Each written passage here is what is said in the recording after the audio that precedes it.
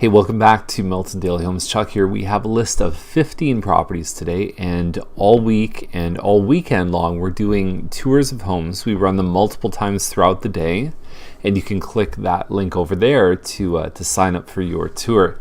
It's a great way to get more information about what your price range has to offer. It's not necessarily about finding the perfect house, it's about research and getting offline, because as much as sites like this and MLS.ca are helpful, they're not the whole story, and you really need to get out and see some stuff in person. Even if you're 6 to 12 months away from buying, it's still a benefit. So Child's Drive is the first one. $314,900 is the price. Nice long driveway there. It says in here that you can park 3 cars plus the garage. That can come in handy, and they've done some nice work in here. Overall, we have seen this is towards the high end of condo towns, and even the maintenance fees at $332 are a little bit higher than what we see in some of the other complexes. There is an outdoor pool here.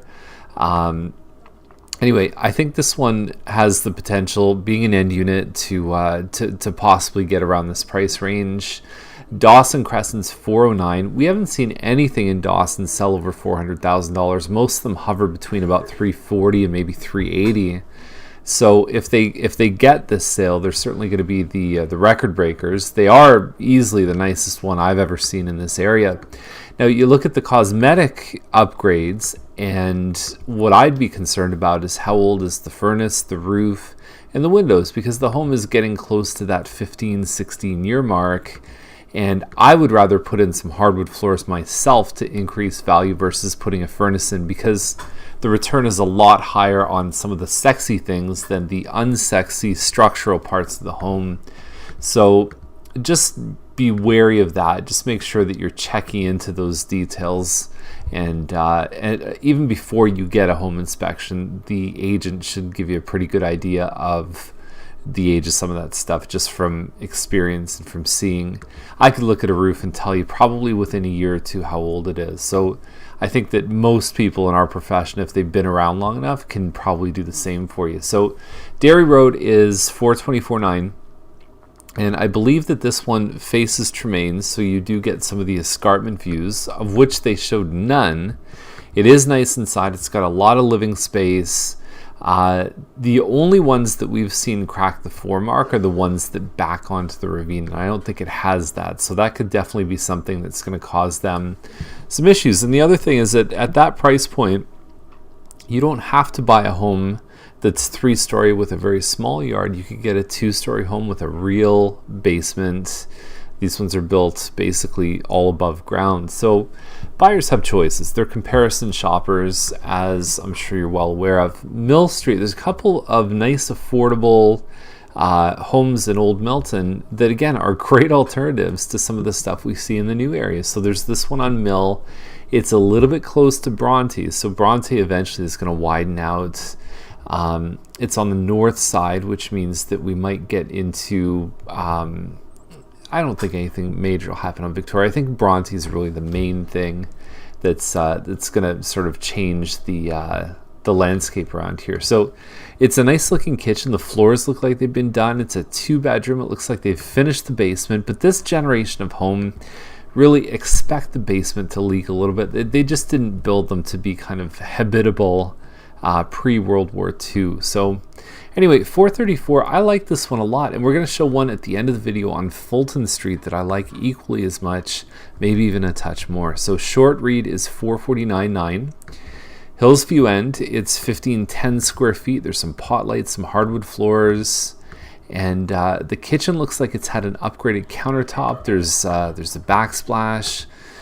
At this price point, they've done the upgrades. I almost look at it and say, you may want a little bit more in the yard, a little bit more finished basement for this price, but it certainly looks nice. So I don't know. I mean, it could work out. We've had a couple of those Hills Views that have sold up around the $450,000 mark, but once you start crossing $450,000, you're getting beat on size and oftentimes finished basements and things like that. So it's on the high side of what I consider to be fair. I'm going to take this crap off the fridge here on Thompson. This is called a Claremont model. It's 1572 square feet and not the most impressive gallery of photos that I've ever seen.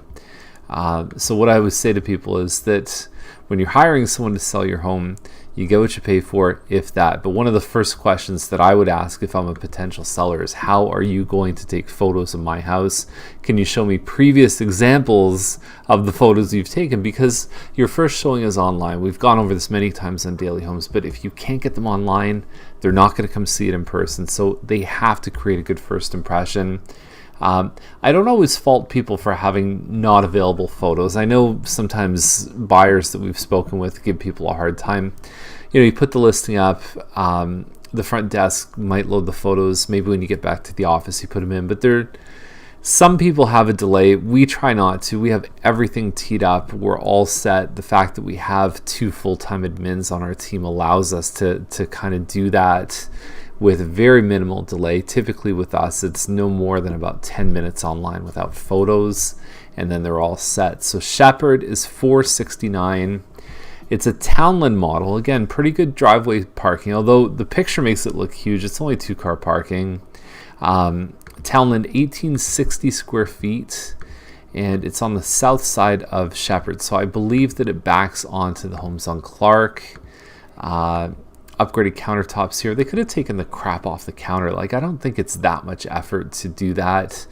It looks like they've replaced the stove because you've got the blue here. You've got the stickers still on it. Good idea to take that stuff out. So I don't know. I mean, price point, this one seems like it's in a fair spot. It looks like there may be a stain up in the ceiling there, which is something you might want to check out in person. But it's a pretty good floor plan. Price seems pretty fair for this size of home plus a finished basement. Newell is $474, and so it's a 3-bedroom. The previous one is a 4-bedroom. This one's $5,000 more. I don't know. To me, I see more value in Shepherd. This one is a little bit further north, closer to Main Street. It's okay to me. It's not really exciting.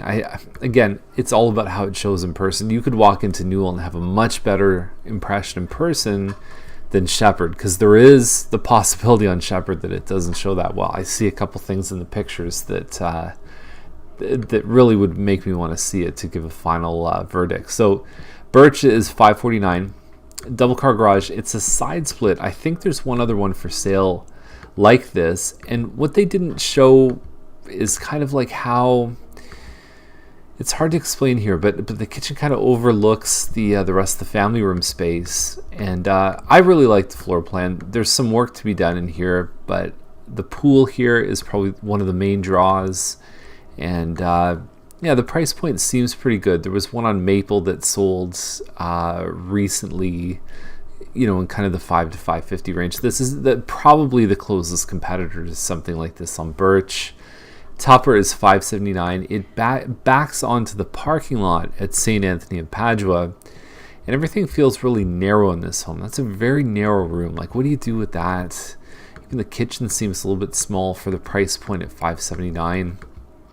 So I think in this kind of price range, it might compete with those Quincy corners that are for sale around $559, $565. So depending on how this one compares to those, they might do okay. We get different feedback about backing onto school. Some people like it because evenings, weekends, there's nobody there, so it's a good thing. Other people just don't want that congestion during the school hours and the noise and the kids running around and so on. So personal preference. Woodward is $635, more than 2,500 square feet, and here's the thing, that's a pretty decent kitchen. They've done some, sorry, I'm going to pause my phone there. They've done some decent upgrading in the kitchen. The photos are absolutely terrible. And you can see the windows, it's great. You can see the forest. You cannot see a thing in this home. Maybe contender for worst photos of the year on this property. Go outside. Fortunately, there's sunlight, so it shows a bit better. But that's nice. Price point on this one, plus the fact that they've even put in some quartz counters in the kitchen. They may have painted the cabinets. I think this one's a really good deal. I think that the bad photos are actually going to dissuade some buyers, which is unfortunate. It's a hidden gem. So here's the thing.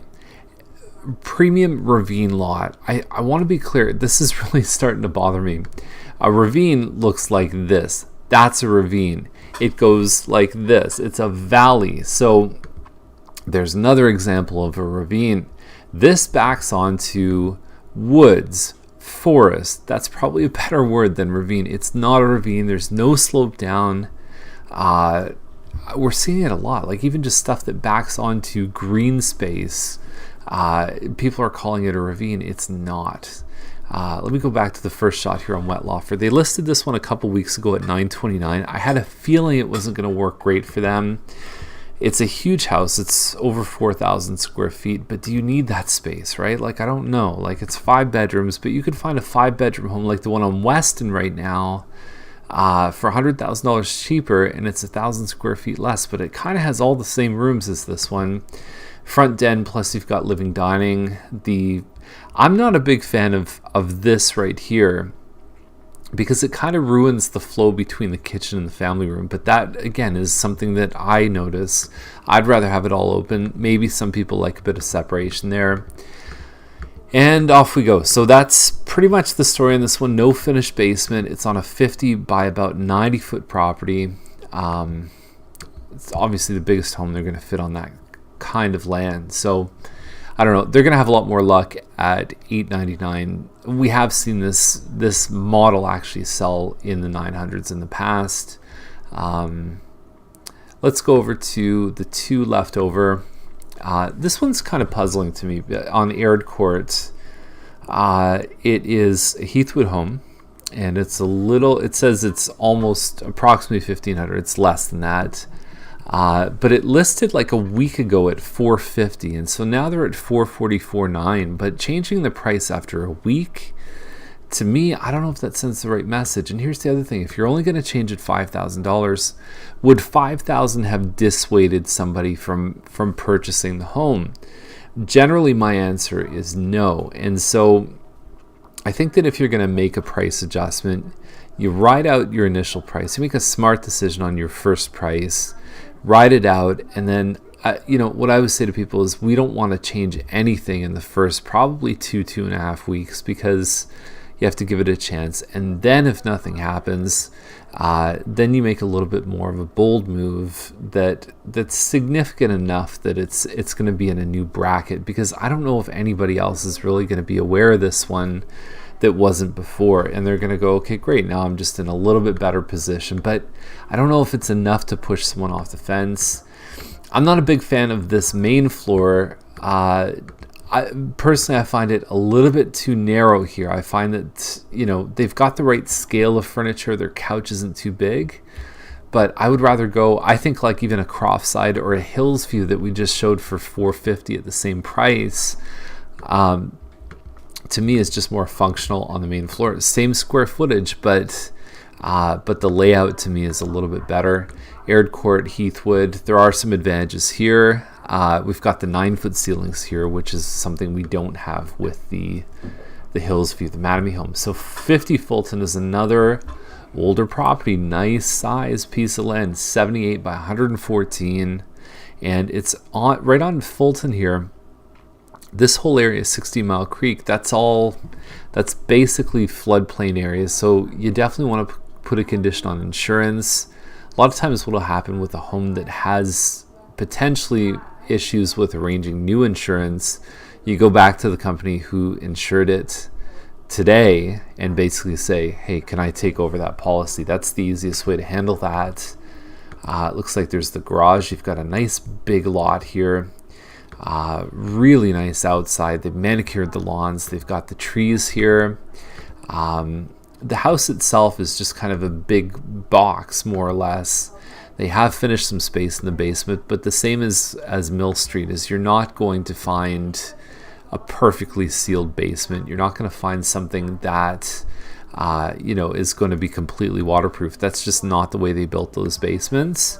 And so it looks like they've put on some living space upstairs, or maybe this could be this little space here. So yeah, it might be actually. When I was looking at this originally, I thought maybe it was on the second story, but this is potentially another space. So here's the nice part about that is it might open it up to a second like if you maybe had somebody else living with you, like a parent, where they could join you in the house in the kitchen, maybe even shower and do all the rest of it, but it allows them to kind of have their own space, grade level, no stairs, that kind of stuff. So really interesting, very very unique home.